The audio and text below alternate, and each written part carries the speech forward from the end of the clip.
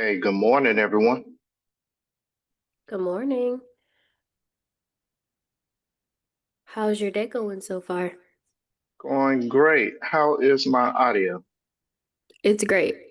Perfect. Um, I am hearing a bit of an echo on my end. Do you guys hear an echo?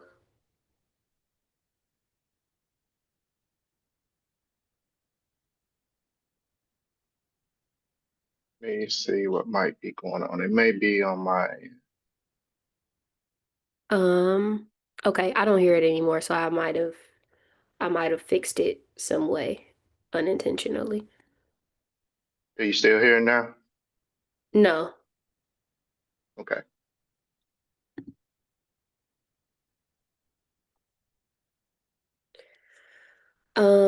So we typically give people a few minutes to join the call. So we typically will get started around 11:05, 11:10. I will just kind of give a quick intro, um, and maybe read a few fun facts about you, just so that people have some context. And then I just kind of tee things up for you to drive the conversation in whichever way you see fit. That Before, works. okay, perfect. Let me make sure you have Oh, code. I could share. Saw that I could share. Okay. Perfect. Now I can do everything. I got all kind of stuff added to my menu. You can mute people, all the things. Hey, Morlunda, how are you this morning? Even though we already been texting all morning, but glad to see you on the call. Good morning, you all. I'm doing well. Morning.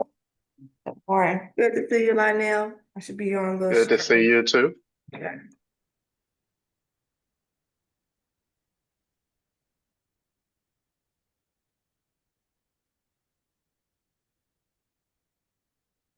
All righty. I am gonna give people a few more minutes to come on, but for those who have joined already, happy Wednesday. Thank you for joining us this morning.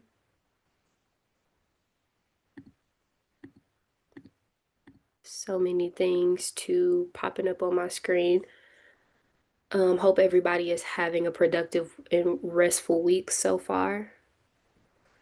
We will get things started in a few minutes, but feel free to take a look in the chat, drop things in the chat if anybody is having trouble hearing me or having any tech issues. Please let me know. We'll make sure it's nothing on our end.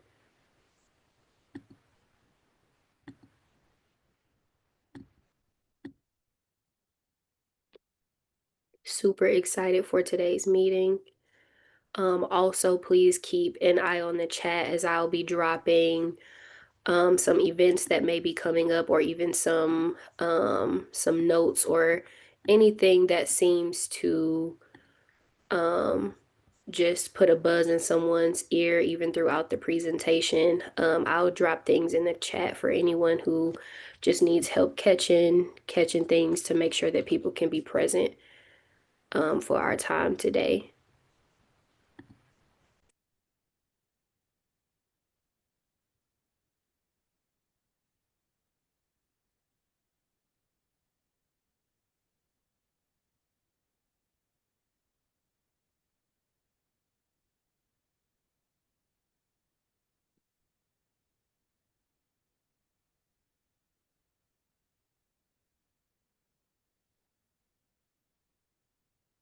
Good morning, Miss Sandra. Good morning, Ashley. Thank you for joining us today. Good morning. Good morning, Jahara. Thanks for joining us today. Morning. Hope y'all are having a good week so far.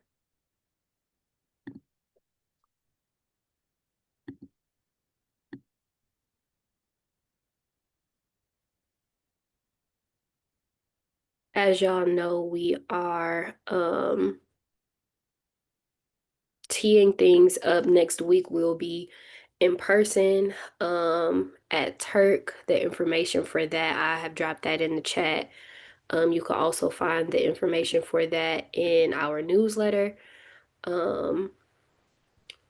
We also are teeing things up for our town halls that we will be having bi-monthly. And so excited for today's call. Because I'm pretty sure things will be, presented on today's call that'll also just spark some curiosities for us to carry into our town hall.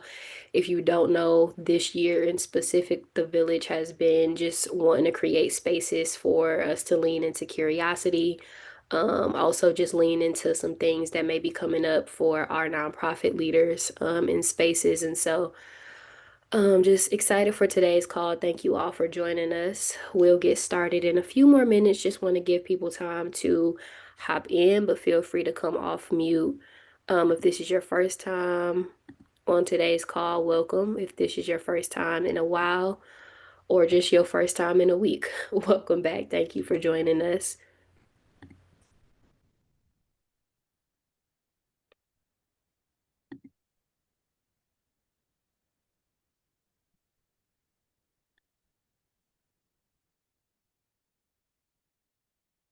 We'll probably get things started around 11:05, and then towards the end of the call, give people a chance to come off mute for any questions, any announcements that they need to make.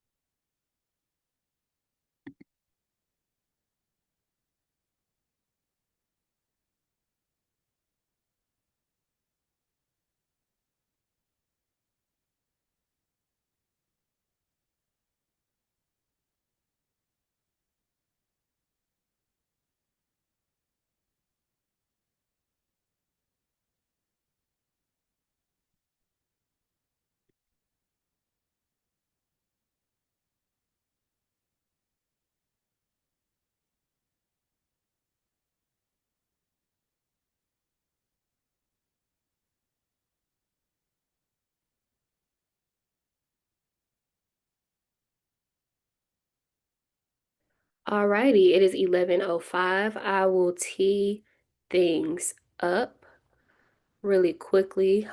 So again, thank you all for joining today's call. We really appreciate it. Today we have Lonnell Matthews. Lonnell was elected as Davidson County Juvenile Court Clerk in 2018. Lonnell is a Nashville native. I know that as somebody who's not a Nashville native, every time I'm in a room in Nashville, they have just this huge tee up for those in the room who are Nashville natives. And so I love just getting an opportunity when we do have a Nashville native on the call. I know that that is just something, Nashville has such a rich history. And so just love having Nashville natives on the call joining us. It's always just such an enjoyable conversation. Lonnell has made significant progress in improving youth safety and reducing youth crime in the last 8 years. He's created national standards for just all things youth safety and things of that nature. So I'm super excited for today's call. He also has just been trying to create a national standard for youth justice that is accountable, resourceful, transformative, compassionate, and restorative, which we know that so many of our nonprofit leaders have just a specific passion for on today's call. So I'm sure that there will be many things that will come up, many spaces for us to be curious, many shared thoughts. So I'm just excited for this to be a space where we can be thought partners and just ask all the questions and ideas and all the things. So Lonnell, hopefully that was a good tee up without telling all your business. But if you're ready to go ahead and get started. That was great. I need to take you on the road with me everywhere I'm presenting to do my introductions. I appreciate it so much. Hello, everyone. Good morning. I'm glad that everyone is able to join us this morning. There are a significant amount of note takers in the meeting, so I do see that also. But I have 2 pages of people on my end that I'm looking at, just so that I know who is actually in the room If you could just drop a hello in the chat, tell me what organization that you are from, and we will get started here in just a second. I'm going to queue up a PowerPoint that I have for us this morning also. And while pulling that up and getting that queued up, hello, Micah. What's good, brother? Good to see you in the building. All right. All right, so I'm sharing my screen. There we go. Let me make sure I can see my chat still before I get going. Y'all are active in the chat. Okay. Hello, Ashley. Miss Sandra, hello. Erica, what's good, sister? What's up, Queen? Hello, my good brother. I'm so glad you're here with us today. Thank you. Thanks for having me. You know, I can't ask all the questions, so I'm What's good, Jason? Miss Ann Lehman, good to see you here. And man, I hate messing up people's names. I'm gonna try it. Jahara, Yeah, is that right? Jahara. Okay, that should be easy. My wife's name is Jahari, so I should be able to get that one.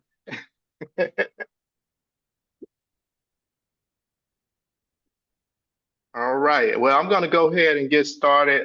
Again, my name's Lonnell Matthews. I am the Davidson County Juvenile Court Clerk. I am a native Nashvilleian. I'm very proud of being a native Nashvilleian and proud of what growth has happened in this city since I've been here and beyond, knowing the growth that's going to happen. I am a alum of TSU, Tennessee State University, Big Blue, and I am a avid traveler. I moonlight as a DJ. I try to chef it up in the kitchen every now and then. I'm in my baking phase, so learning how to bake at this moment.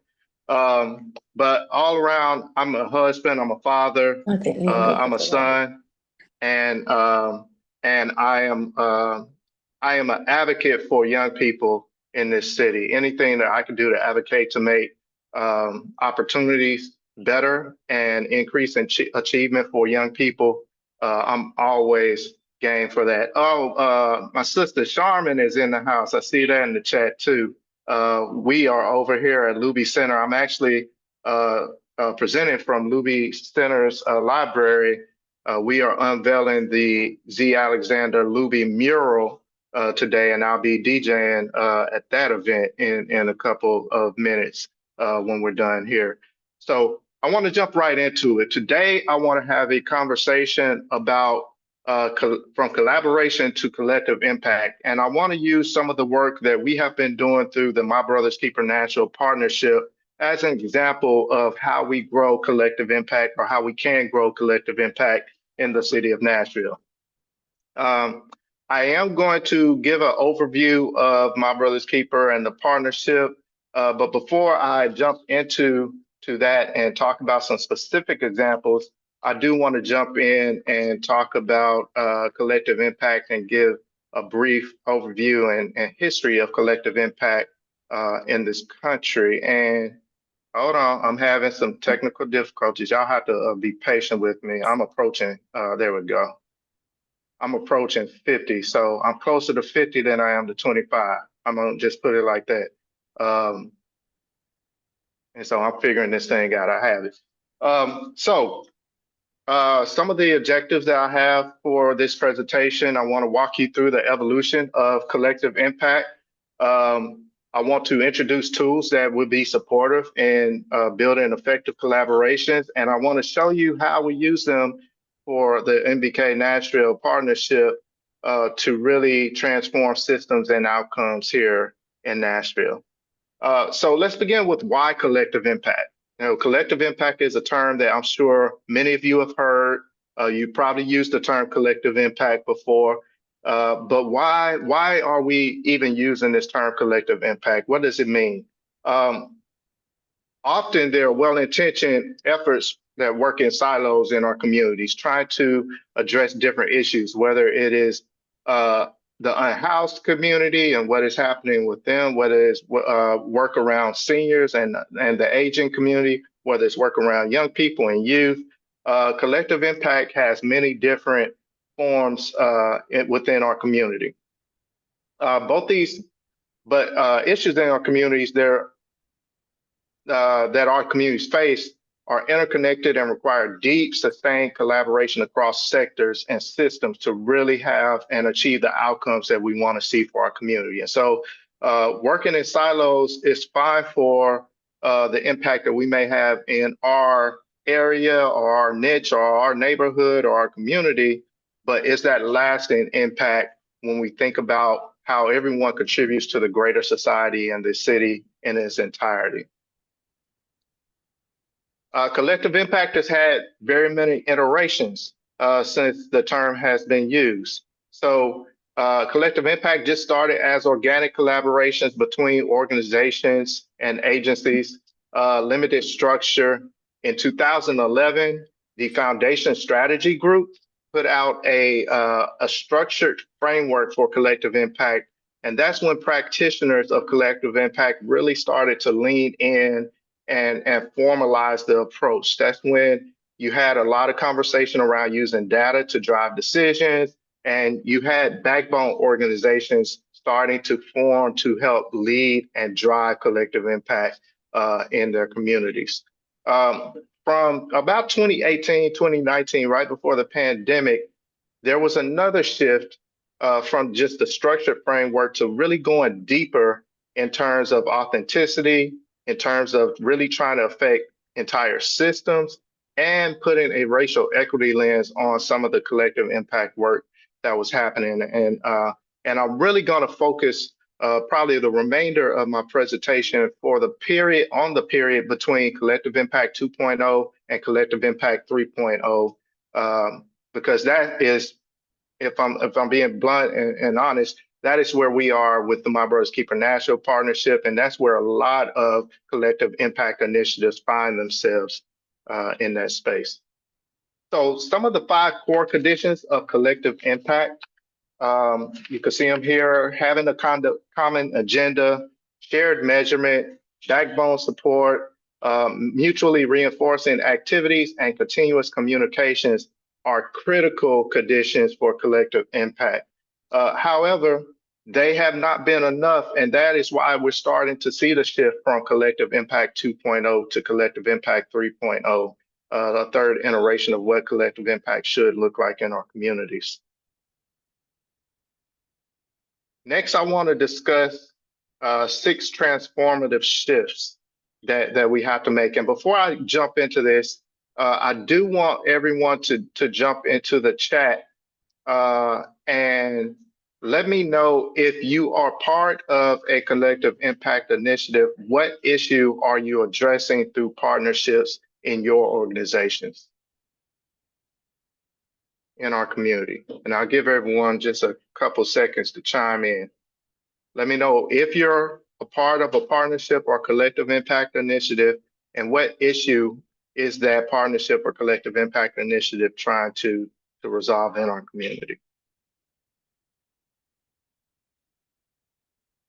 Lonnell, can you repeat that? I'm gonna type the question in the chat for people. Yes. Are you a part of a partnership or collective impact initiative? And if you are, what issue does that collective impact initiative try to address within the community? Thank you. You're welcome. All right. I see youth development, housing.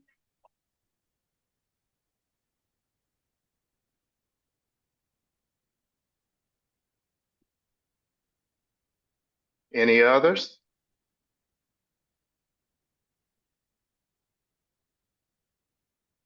Small business, okay.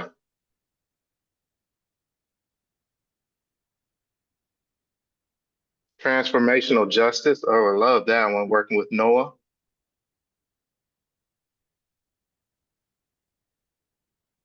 Let's see, healthcare equity, youth development. Oh, that's my brother, Daryl Caldwell. jumped in on me. How you doing, Daryl?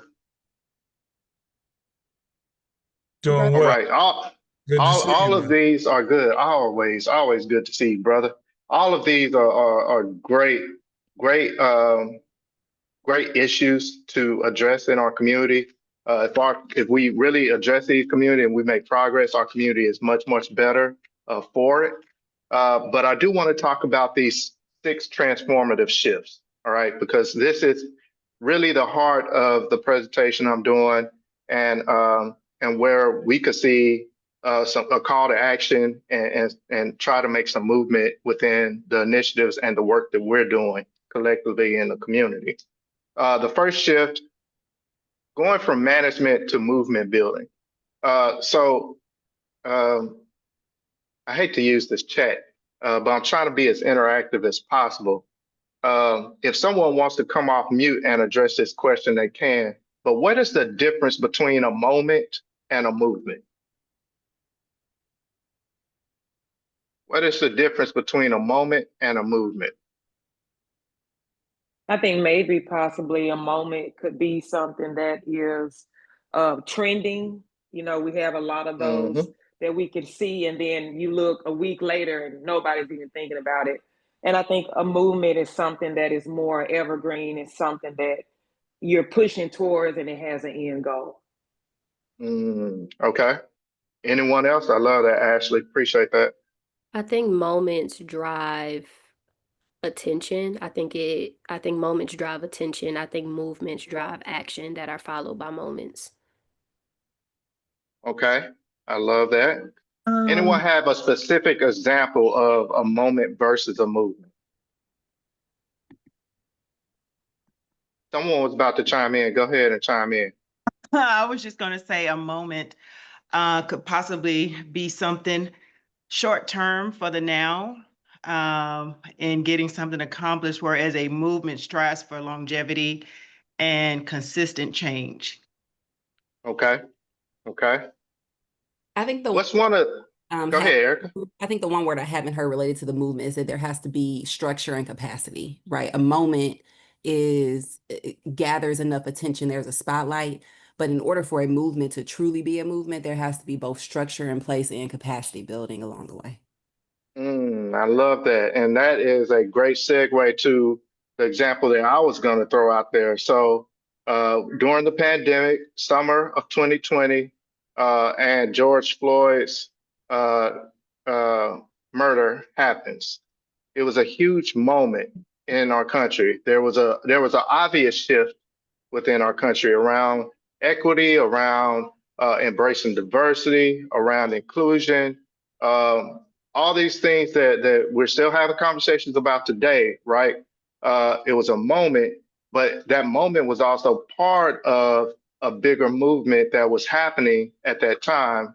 Black Lives Matter is one of the movements that kind of just stemmed from civil rights, but a continuation of the civil rights movement. Something that has been going on in this country for as long as people of color have existed in this country, and Native Americans also, if you really want to think about civil rights in that context. But organized civil rights from the 1950s and 60s, moving forward into current decades, right? And so I love what Erica said about having structure and capacity, because when you talk about going from management to movement building, we all get caught up in the day-to-day of our works. We get caught up in the programs that we lead. We get caught up in making sure that we are meeting quarterly goals and rocks that we have for ourselves. But when you think about a movement, we have to step back from that day-to-day, and we have to think, what do we want to see 5, 10 years from now, and what are we working towards in the work that we're doing?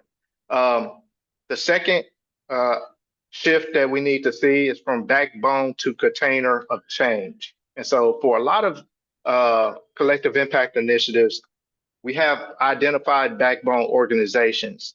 For My Brother's Keeper, and I'm going to get into the example in a second. But for My Brother's Keeper, we actually have a blended backbone. So there's several organizations that are coming together to help guide and lead the work for My Brother's Keeper. But how do we move from just being a backbone, so organizations that are leading, being the administrators of the collective impact movement, to being a container for change? So when you think about the word container, what do you think about?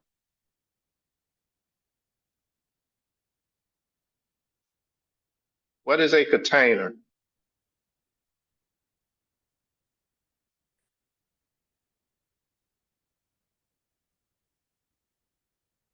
All right. For me, a container is something that holds something. It may be something that preserves something. If you think about Tupperware, and everyone loves to pull Tupperware out at the barbecue, we put it in a container, but we're trying to preserve something. A container could really try to keep something from being exposed to other things, right? So we have safes, and we have very valuables that we like to be able to put inside a container so that it's not exposed to the elements or exposed to the potential for it being misplaced or put in the wrong place. So a container for change. So when we're doing this work and we have all of these goals and these aspirations, we should be mindful and we should be very intentional and strategic about where we place those aspirations so that they're not for nothing and that they are being preserved, that they're being taken care of, that we are protecting them from some of the outside elements that could either diminish or dilute or disrupt what we're trying to do. And so that's what I mean when I say from backbone to container of change, from shared measurement to strategic learning. This is where I think a lot of organizations and collective impact initiatives could really make gains. Is we always talk about sharing data, and even sharing data is a challenge in most collective impact initiatives. When you talk about organizations, especially when you talk about sensitive data, organizations are very, very protective of their data. And so they're very intentional and strategic on the way that they may share data or release data or allow other people to access their data, right? But we do want collective impact to be very transparent. And so there has to be a balance. And for me, this is a very sensitive conversation because as the juvenile court clerk, I work around a lot of confidential information. Juvenile court files are confidential. They're not open to the public. They're not subject to FOIA requests or Public Records Act requests. And so we have to be very careful on how we protect that information. But as the keeper of records for court, I want to help inform on the trends and things that we see in court that could be beneficial to people in the community working with youth. And so how do I find that balance of being able to share data in a way that there's strategic learning happening for us? Sharing data is just one step, but then once we have the data, what are we doing with the data? What conversations are we having? How are we making adjustments? How are we making policy shifts? How are we making practice shifts in the work that we're doing? And so I think number 3 is very critical when you talk about the 6 transformative shifts. Number 4, from activities to system change. So this is where we are with MBK Natural, and I'll dive a little deeper into this in a couple of slides. But to be able to go from just programmatic work to thinking about how does our programming inform the change that's happening within entire systems at a population level. If I'm working with young people in the Napier housing area, I may be doing good work, I may be seeing gains, I may be seeing results, but how is that impacting young people in the Antioch area? Or how's that impacting young people in the Donaldson Hermitage area or Madison? Especially if I don't have the capacity to actually work in those areas. How am I contributing to the larger system in the work that I'm doing? Is a critical shift that we have to think about. Number 5, from engagement to authentic voice.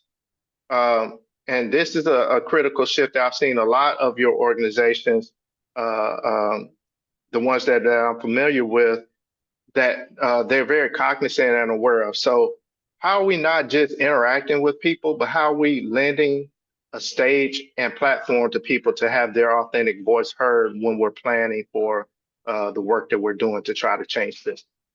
When we're working with young people, how many young people do we bring to the table to help with the planning of the work that's being done around young people versus adults sitting around the room thinking we know what's best, or we have the lived experience of young people to be able to inform what's best for them and trying to change the systems around them.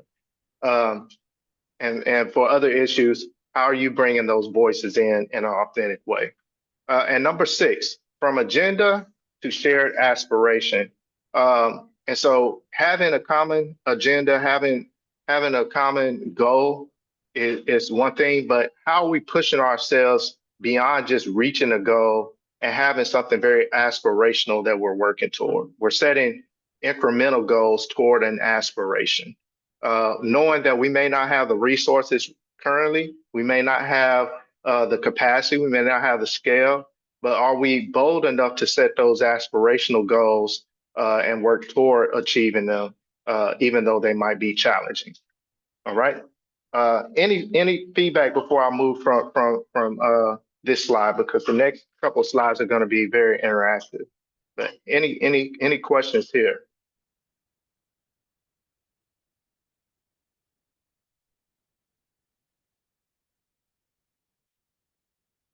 All right, I'm gonna move on.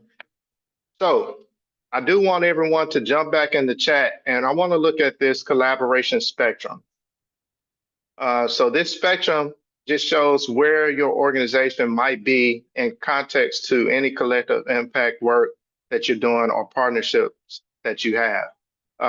So your collective impact work or collaboration could be transactional. It's limited engagement, with minimal coordination. It could be cooperative. You have informal relationship with some shared resources. Goals remain separate, but awareness of each other's work is happening. It could be coordinated. This is a formalized partnership, defined roles. Everyone knows what they're supposed to do, working toward a common goal. It could be collaborative. There's shared vision, resources with joint planning. Everyone has come to the table from the beginning. We've created a collaboration together. We know we're working toward this. We've all identified what resources we're putting in and we're moving together. And it could be integrated, a unified system, blended resources, and authority is the main differentiator between collaborative and integrated. We have the authority to make decisions, to make the changes that we want to see. And we have shared accountability in making those decisions and that authority. All right. And so in the chat, I want you to think about your organization. I want you to think about any partnerships or collective impact initiatives that you're a part of. And I want you to identify, where do you fall along this spectrum in your organization's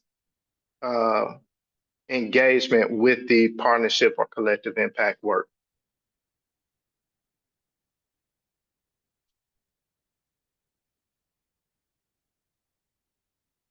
Okay, I see collaborative.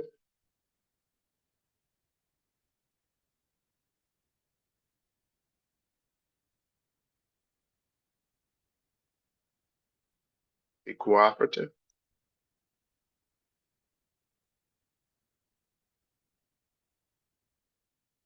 Anyone else?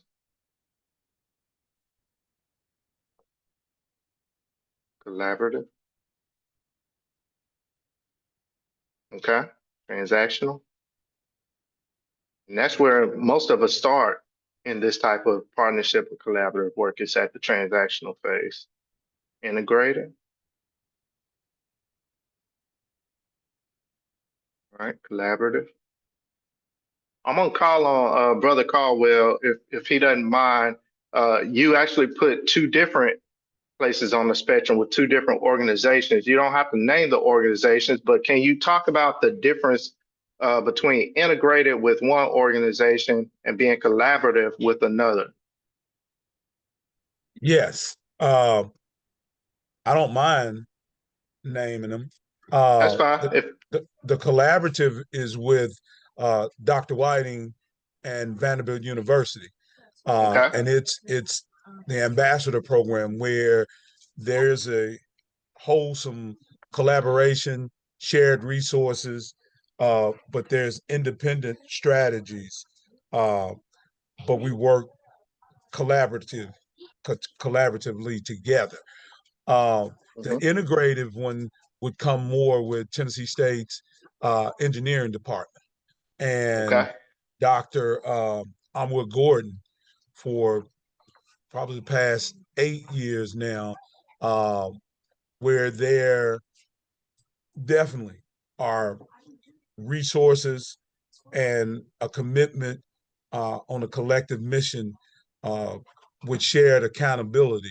One, to push students toward the future of a STEM career. Two, the underline is to impress upon them Tennessee State University and to make it more marketable to students that we're dealing with citywide. And so it has some specific goals, but the integration is there. Resources are shared. Students, for an example, this summer I have a senior engineering student that is tearing this thing up in the morning because our mornings from 8 to 12 focus on academics. She runs the science, technology, and engineering sessions, and amazing student. Oh, that's awesome. That's awesome. So both of those partnerships are with universities. Uh, uh, would you want to see the partnership with Vanderbilt get to the point of where the partnership is with TSU? It's Is that a moving. shift? Is that a shift that so you're working toward that shift now? We are. Okay. That Okay. and that's on both sides of the street. We're moving more toward that, more so than ever before now. That's great to hear. That's great to hear. Anyone else want to talk about where they are on the spectrum before we move into the next slide and activity?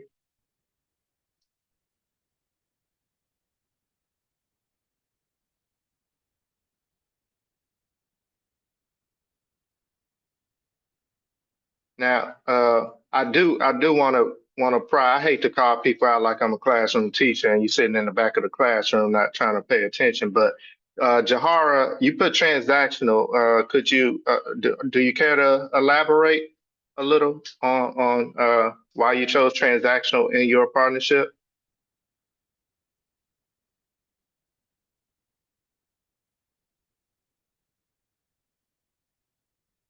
My apologies if you're not in a place where you could come off mute or join. Um, and if you can't, I'll just talk about my experience being in that transactional space. So this is where most partnerships kind of start. This is where they're in the informal phase. We have common interests. You know, we've probably been in some common spaces together, and we've decided to try to work collectively, probably for a specific purpose. It's probably not a long-term partnership that we're seeking, but it's just a short term. We're trying to identify something, and this goes back to the conversation about moments versus movement. This may be centered around a moment. Let's talk youth safety, for instance. Last year, the Antioch High school shooting was a moment that brought a lot of organizations together around Antioch High School. Antioch High School was probably the nucleus. They were the convener. Their staff, they did a great job of trying to coordinate all the resources that were being poured in to that school. But a lot of the interaction, a lot of those resources were short term. They were for the moment. You had different restaurants that were coming over to provide lunch for the students and for the teachers because they couldn't access the cafeteria. And so a lot of those, even though it was around a very tragic moment in the community, a lot of those were transactional, in a sense. You don't see a lot of those restaurants continue to go into Antioch. Some of them may have very limited capacity to continue doing that on an ongoing basis. Some of them may have seen other instances where their resources were needing to shift from one community to another, or one neighborhood or one situation to another situation. And so that's where you see a lot of that informality happening in the transactional space. But it can grow if you want it to. And that's where we start talking about the 6 shifts. When you start to shift and thinking about more coordination, about more strategy, more intentionality, being more aspirational, your partnerships and interactions with other organizations can grow and move on this spectrum as well. And so we already did the talking about where you are. I want to talk about this before I go into just talking about My Brother's Keeper for a couple minutes, and really talking about that as an example of how we have shifted in collective impact along the spectrum. So building strong collaborations definitely requires trust building. You have to make sure that you have the right people at the table. So if you're missing any voices, do you need to include anyone that may be helpful or beneficial to the collaborative work? And you have to be able to identify whatever obstacles may be in your way that you need to overcome to be able to push the collaborative work forward.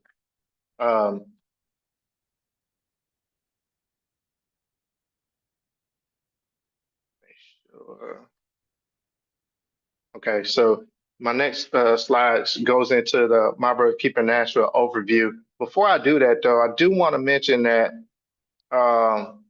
when you are building your collaboration, it's not without challenges. There are plenty of challenges that are going to come up in the midst of building your collaboration. And as I go through the example of My Brother's Keeper, I have a very specific challenge that as we're shifting from Collective Impact 2.0 to Collective Impact 3.0, we are running into a serious challenge in the political climate. And so I'm gonna talk about that for a little bit. So My Brother's Keeper Nashville, just a quick overview. We launched this from the Obama Foundation's MBK Alliance. They have a national alliance that includes 250 cities across the nation.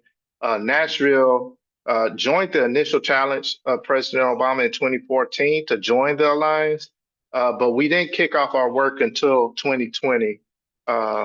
And 2020 during, well, right before the pandemic started in February 2020 is when we officially kicked off our work with MBK Nashville. It's a data-driven focus on boys from marginalized communities. And we bring together cross-sector collaboration rooted in achievement for all students. So even though we focus on boys and young men of color through My Brother's Keeper, we know that we're focusing on improving systems. And if we improve the systems for the lowest performance students within our school district, we're improving achievement for all students within our school district. There are 6 milestones that build the framework and drive the framework for My Brother's Keeper. The first is making sure that our boys and young men of color are entering kindergarten, ready to learn. The second is that making sure they're reading at grade level by the 3rd grade. The third is making sure they are graduating high school, ready for college and or career. The fourth is making sure they have access to post-secondary educational training. The fifth is making sure they have access to gainful employment after post-secondary educational training. And the sixth, we call it our second chance milestone, but it's making sure that they remain safe and free from violence all along that cradle to career spectrum. So we built our collective, like I said, going through the collective impact iteration. So we started very informally in 2018 after attending My Brother's Keeper Alliance conference in Oakland, California, just pulling together nonprofit partners that wanted to collectively focus on how we were interacting with boys and young men of color in the city of Nashville. Some of our initial partners, and I hate to start naming them because I'm gonna probably leave somebody out, but just some of our initial partners were the Oasis Center, Backfield in Motion, Boys and Girls Club, Preston Taylor Ministries was a partner early on, the YMCA of Middle Tennessee, and there were countless others. There were about 15 to 18 initial partners that joined the Collective Impact Initiative of the My Brother's Keeper National Partnership. We had regular convenings so that we could really talk about alignment and make sure that we were focused on the right milestone. And so in Nashville, a lot of the work that we did early on focused on milestone number 2, making sure boys and young men of color are reading at grade level by 3rd grade. Our second milestone that we prioritized out of the 6 was the graduating from high school, ready for college and or career milestone. And so those 2 really propelled how we built our collaborative impact, our collective impact framework for doing this work within the city. And then just building shared community, having a shared community vision. And so having a goal for what did we want to see for all boys and young men of color across this city, knowing that we had very limited resources and that we had very limited capacity because we were volunteer based. So when we started My Brother's Keeper in 2018, we had no dedicated staff person to actually working and driving the collective impact initiative. I don't recommend that just as someone who has had to lead a collective impact from kind of a volunteer standpoint.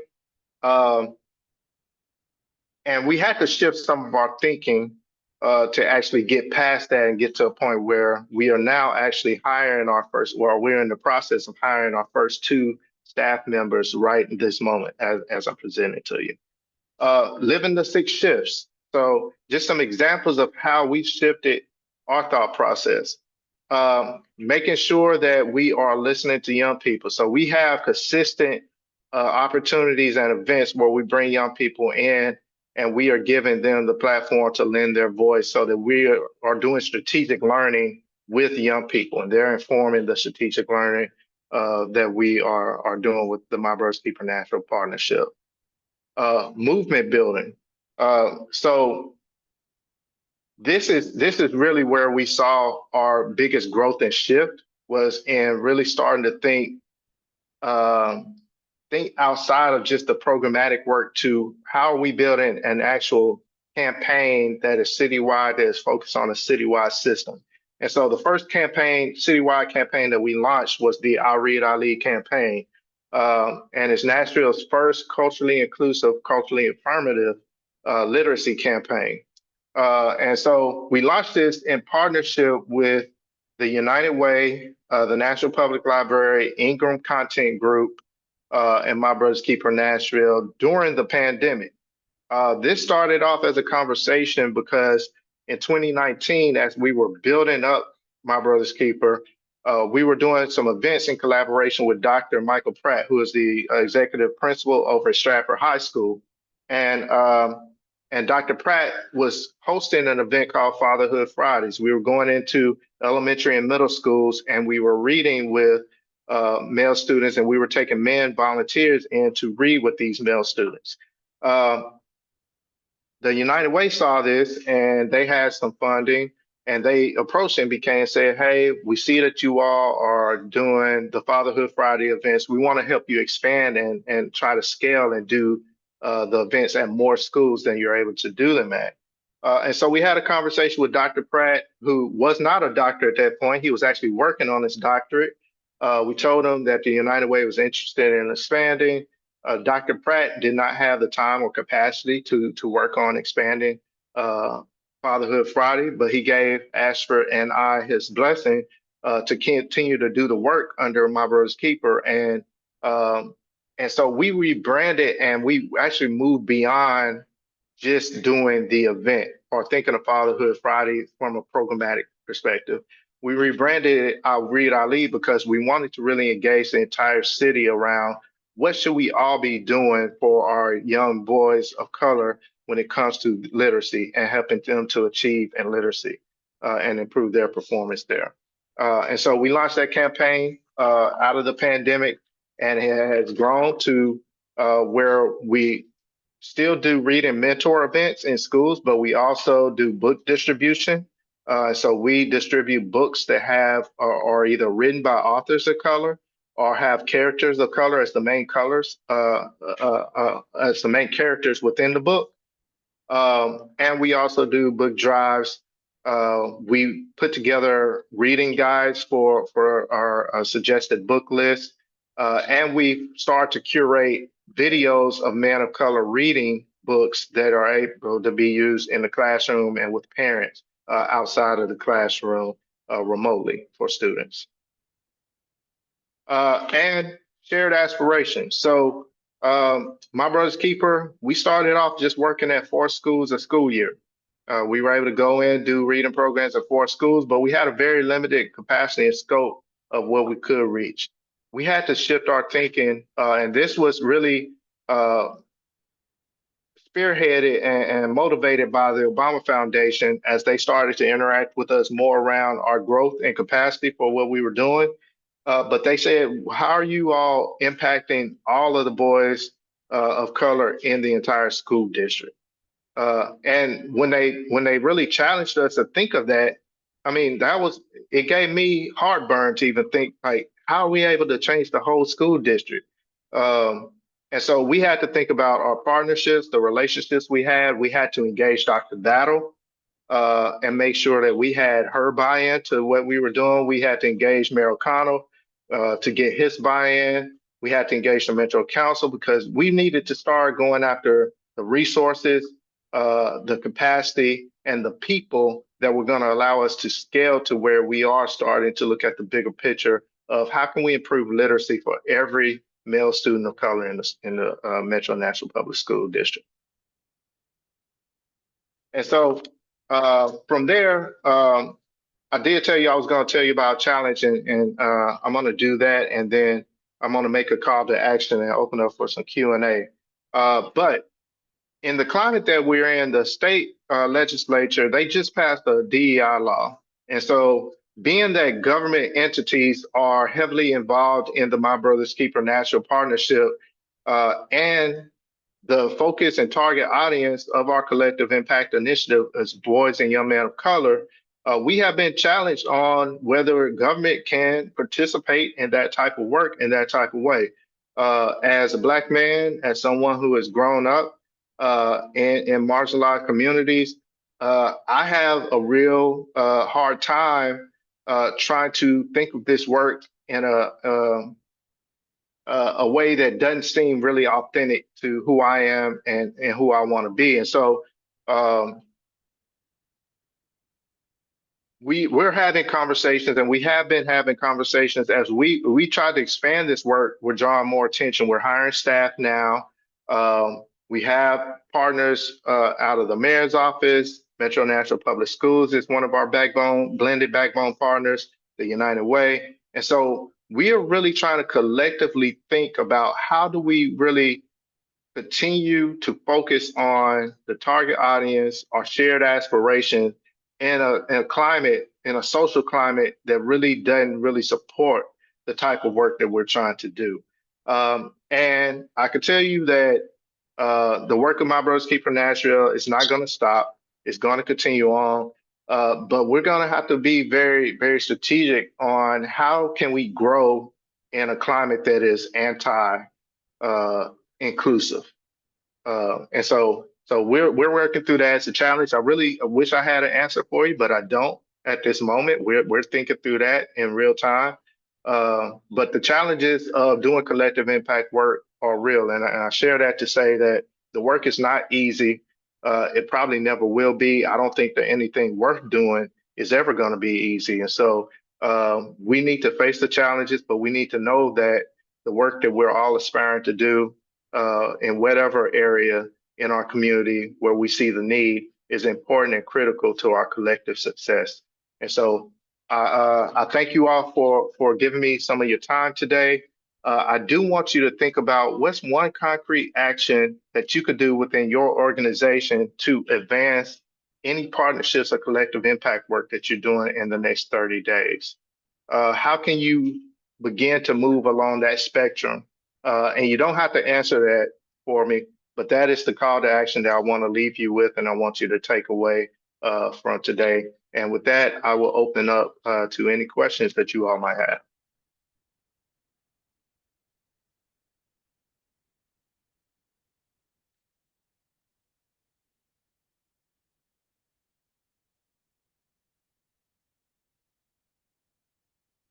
Also want to say that we are doing our Youth Empowerment Summit for My Brother's Keeper. It's going to be open to all middle school and high school male students. It's going to be held on August 23rd at Martin Luther King High School. And I am going to drop a link to the registration form in the chat. If you have young people that you think should be a part of some of the work that we're doing in My Brother's Keeper, if your organization would like to join the partnership, it is an open invitation to become a part of the partnership and join in the work. Please reach out to me directly and we could talk about that. But please share the registration form with young men and their parents. Parents are also able to attend, and we'll have workshops at the Youth Empowerment Summit as well. Thank Hi, you. Lonnell. Hi, Lonnell. This is Patrice Bertrand with More Computing. Thank you so very much for this wonderful presentation. I do have a question for you. Yes, ma'am. What do you feel has been your biggest challenge in maintaining and sustaining partnerships? I would say the biggest challenge for us really has been focusing on making sure that we had a formal structure in place. As we were going through our informal phase where we were all in the room together, we knew that we all had the same goals, but there wasn't a lot of formality.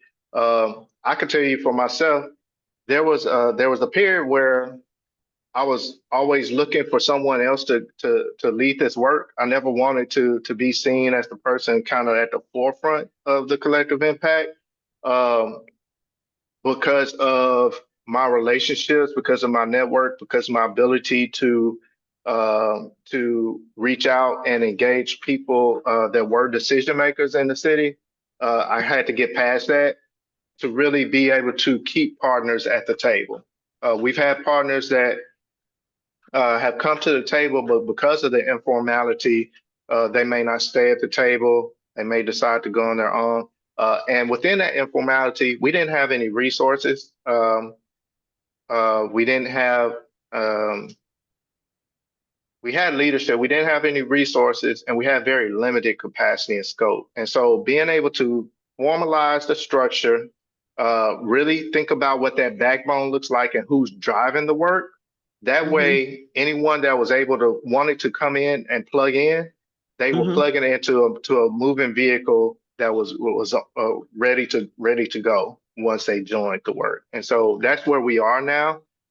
We have a pretty tried and true formula for how we're doing the work and how we're trying to impact systems, on top of being able to support programmatic work and show where the change is needed in the system through the programmatic work. But the leadership, being able to partner with the Community Foundation, set up the My Brother's Keeper National Fund was huge for us. And now that we have government agencies that are also putting resources into the work that we're doing, it's easy for partners to come into the fold and the partnership now and leverage. We want to get to, so in 3.0, we want to get to a point where organizations that have become part of the partnership could really leverage being a part of the partnership and be able to get more resources from us. We want to be seen as someone that's convening resources for common purposes and to address the shared aspirations we have. Okay, thank you. Appreciate that. Hello, Lonnell. Yeah. Yes, Jason, what's going on, brother? Hey, how you doing, man? I feel I'm like good. as we're both approaching 50, I have to say Lonnell and not the name that we called you coming up. I always be low. It's all good. Good. So my question is, first, as I said in the chat, thanks for all the good work you've been doing over the years. And my question is, from your position, in the juvenile court, as we think about, in our churches, as we think about programs, structure, and sermons and things that we're putting together, what's kind of the thing that you wish would be addressed to our congregants and our communities as a whole? Ah, man, whew, that's a loaded question. So if I had one, if I had one thing to kind of point at, so for me is really been literacy and literacy. The community has turned a lot of attention toward literacy in our community. But for me, in my position as the juvenile court clerk, 70% of the young people, and we do assessments on every young people that we come in contact with at juvenile court, but 70% of young people that interact with the juvenile justice system are functionally illiterate. And so I have chosen to become a champion of literacy, one, because of my personal journey with literacy, but two, professionally, I've been driven to try to address what's happening inside of my court by stepping outside and addressing literacy and as a prevention method. And so one thing that a conversation I had about the faith based community and how they could so there's a National Black Literacy Coalition that was formed, and we just had a summit last week. People that have joined this coalition, and they talk about how the faith-based community is that place of trust that could convene community and people, and that's so important to collective impact work. But if we also think about the faith-based community, there's a lot of literacy that happens, whether it is reading scripture. A lot of literacy happen, whether it's being able to express yourself through speech or talking or communicating in different ways. There's a lot that happens around ELA and literacy in faith-based communities. I would like to see faith-based organizations and institutions be more intentional about promoting literacy outside of the faith-based literacy. Not saying get away from scripture and the Bible and Quran and other texts, but what if faith pastors were given a literacy moment and highlighting a book during the announcement period at church and reading an excerpt from that book to get people interested in saying, hey, maybe we do a book club at church on this piece of text, but we're going to highlight some of the text just as we read scripture because we know it's going to be helpful in engaging people around literacy and just building a culture for where literacy is accepted. Literacy by young people is seen as something cool to do, not something that they should be embarrassed by or should shy from. Thank you. I like that. I wanted to pause for those that had to maybe jump off due to the time. Thank you so much for joining the call. Lonnell, I know you said that you had a meeting shortly after this.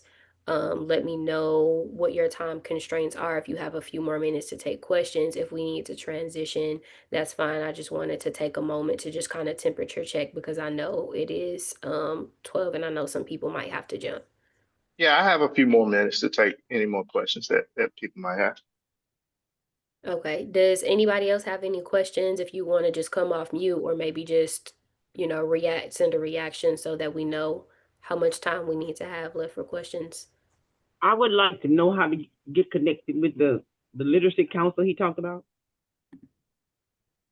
Yes, Miss Sandra, could you send me an email?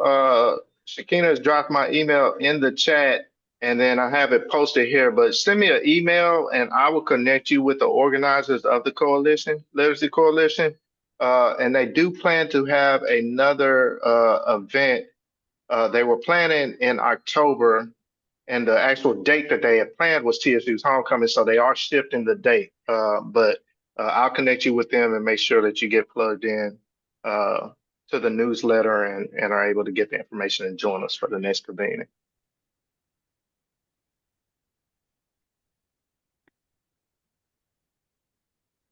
Anybody else?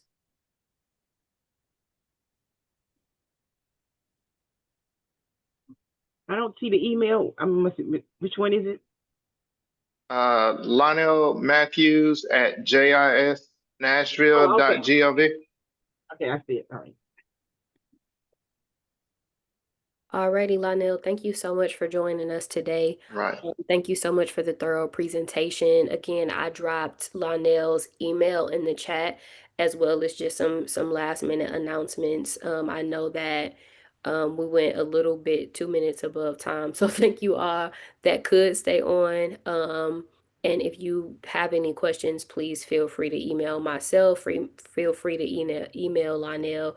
I promise you guys, this will not be the first or the last time this opportunity will be presented to just have this open dialogue. But thank you so much, Lonnell, for leaving this conversation with transparency. Thank you for the work that you've done. Thank you for just being able to being able and willing to show up in spaces and lead conversations like this. And so I just wanted to say we appreciate you from the village. I appreciate you all. All right, y'all take care, kings and queens. Alrighty, y'all have an amazing week.